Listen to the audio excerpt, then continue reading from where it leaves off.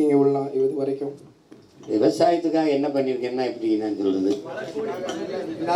ஆட்சிக்கு வந்தது கேளுங்க அந்த கேள்வி.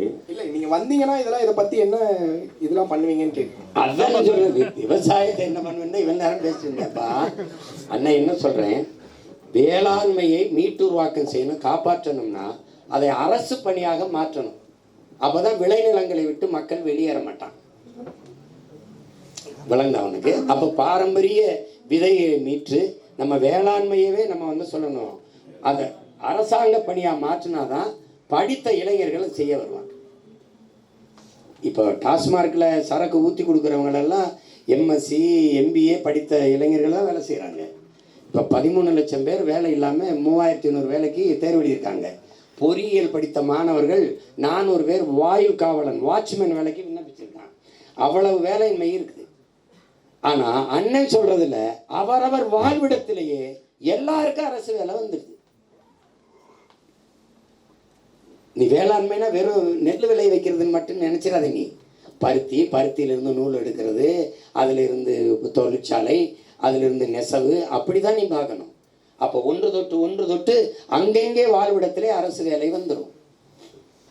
அப்போ அதனால என்ன சொல்கிறேன், அவர் வாழ்விடத்திலே அரசாங்க பணியை கொடுக்கும்போது கிராமத்தை விட்டு மக்கள் வெளியேற மாட்டாங்க, நகரங்கள் பிதுங்கி வழியாது, கிராமங்கள் காலியாகாது. வேற கேள்வி? வந்து கலந்துக்கிறதுக்கு தயங்கின பயந்த ஒரு சூழ்நிலையில நீங்க வந்து கலந்து கொண்டது, அந்த துயரத்திலையும் எங்களுக்கு ஒரு சின்ன மகிழ்ச்சி. உங்களுக்கு இந்த நேரத்துல நன்றி சொல்றேன் அந்த நிகழ்வுக்காக வேண்டி. ஆனா அதே நேரத்துல திமுக மற்றும் அதிமுகவுக்கு அடிமைகளாக இருக்கக்கூடிய இஸ்லாமிய அமைப்பு மக்கள் நீங்க இந்த மாதிரியான நிகழ்ச்சிகள்ல கலந்து கொள்றது ஒரு நீங்க செய்யக்கூடிய அரசியல் அப்படின்னு சொல்றீங்களே, இது நீங்க எப்படி பாக்குறீங்கண்ணே? இல்லை நீங்கள் பாஷாப்பா நான் அப்பான்னு தான் கூப்பிடுவேன். இப்போ அதனால நாங்கள் சிறைக்குள்ள இருக்கும்போது எனக்கு ரொம்ப பழக்கம் இருக்கோம்.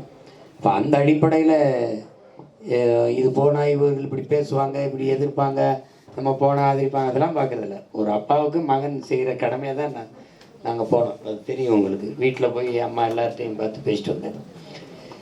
அது நம்ம கடமை செய்கிறதுக்கு மற்றவர்கள் நம்ம மீது வைக்கிற விமர்சனங்கள்லாம் பொருட்படுத்தி கொண்டு இருந்தால் ஒன்றும் செய்ய முடியாது, ஒன்றுமே செய்ய முடியாது.